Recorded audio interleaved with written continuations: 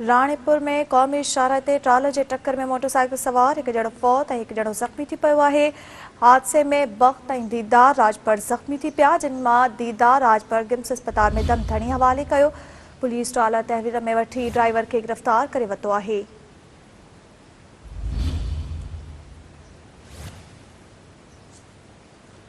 नाज़रीन, अव्हांखे ॿुधाईंदासीं, राणीपुर में क़ौमी शाहराह ते ट्रालर जे टक्कर में मोटरसाइकिल सवार हिकु ॼणो फौत ऐं हिकु ॼणो ज़ख़्मी थी पियो आहे।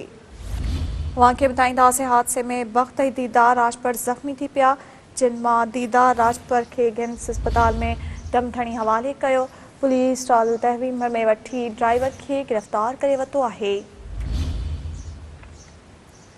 अव्हांखे ॿुधाईंदासीं, राणीपुर क़ौमी शाहराह ते ट्रालर जे टक्कर में मोटरसाइकिल सवार हिकु ॼणो फौत ऐं हिकु ॼणो ज़ख़्मी थी पियो आहे।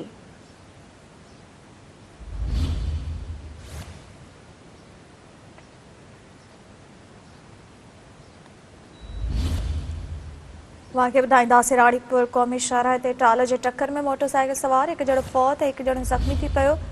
हादसे में बख़्त ऐं दीदार राजपर ज़ख़्मी थी पिया, जिन मां दीदार राजपर गिम्स अस्पताल में दम धणी हवाले कयो आहे।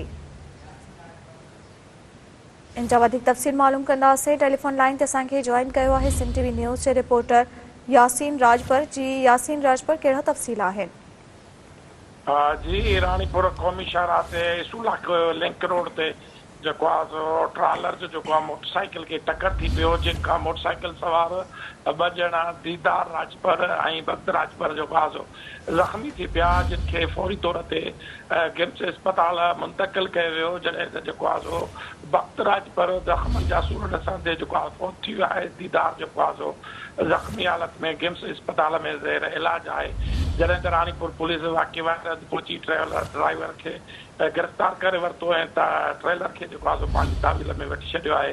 जॾहिं त को बि हुनजो केस दाख़िल न थी सघे ऐं जॾहिं त फौत थी भक्त राजपर जो जेको आहे सो पोस्टमार्टम करण खां पोइ हुनजो लाश जेको आहे सो वारसनि हवाले कयो वियो आहे। जी, महिरबानी यासीन राजपर तफ़सील ॾियण लाइ।